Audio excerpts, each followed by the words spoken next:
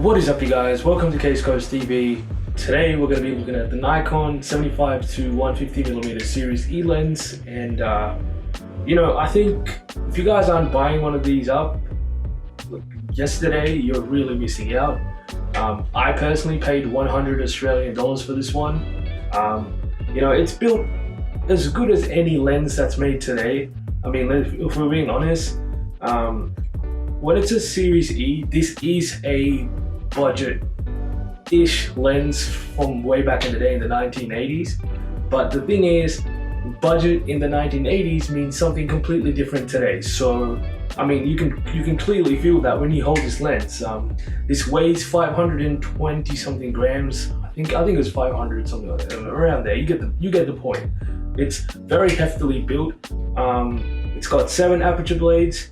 I'm pretty sure it has 11 or 12 elements, I believe, in 9 groups or something like that, which is fairly low for a zoom lens of this, I guess, focal length range.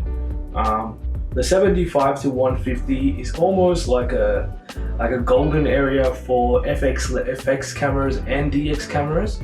So if you have a like say a Nikon D7100, which I reviewed a couple of years ago, or a Nikon D700, which is full frame, or even a Fuji X-T1, X-T1, X-T2, X-T3, this falls under that perfect, all-around quasi-telephoto, I guess, medium zoom. Like 75 to 150 becomes, on full frame it's 75 to 150, but on DX it becomes something like 105 to 200 or something like that, 225 or something like that, which is like that ideal all-purpose zoom lens for like telephoto ranges. So I really do recommend it. The color saturation is excellent. I literally cannot fault it for that.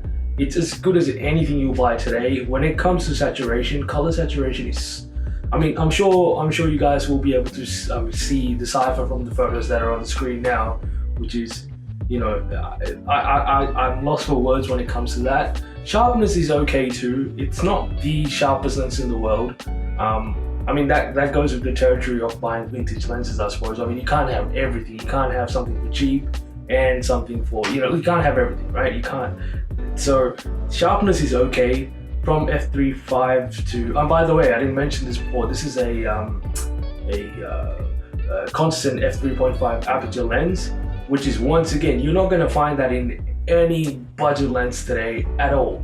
A constant aperture of f3.5. Most of the lenses you're going to be buying, the zoom lenses, the kit lenses, etc., usually f3.5 to f5.6, and what that means is you're only going to get f3.5 for like the one focal range within the focal range that you're going to get on the lens.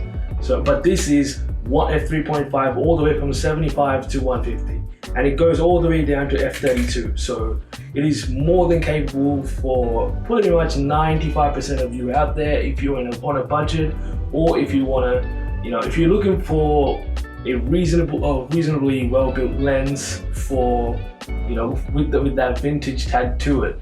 And I should also probably mention that this lens was involved during, I guess, the taking of one of the most famous photos of all time. There's a photographer called Galen Rowell. I think that's how you pronounce it. Galen Rowan or Rowell, I can't remember. But anywho, I'm sure you guys have heard of the Dalai Lama. There's this famous photo where Mr. Galen, took this photo where a rainbow is kind of, I guess, going over the Dalai Lama's temple thing, and it's like a stunning photo, and it used to be pretty famous. So the point I'm trying to make is that if this lens was good enough for a pro photographer to take one of the most famous photos of all time, then it's good enough for you and me. So I highly recommend it. I hope you enjoy the photos that are up on the screen, and until next time, I'll see you guys later.